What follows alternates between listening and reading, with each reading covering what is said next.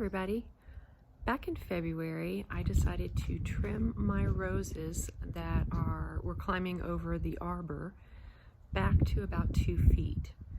And the reason I did that is because they had been growing for a very long time and were starting to get a little woody. And so there were areas that were full of flowers and other areas not so much.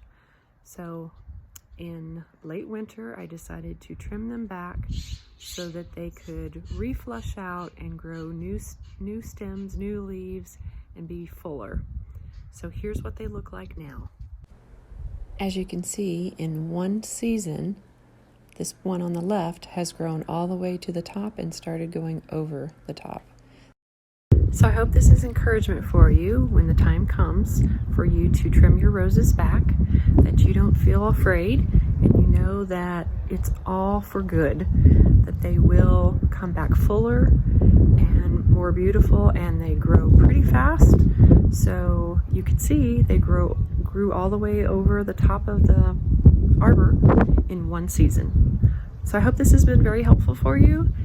And if you haven't already subscribed, please do so, and like and leave me a comment.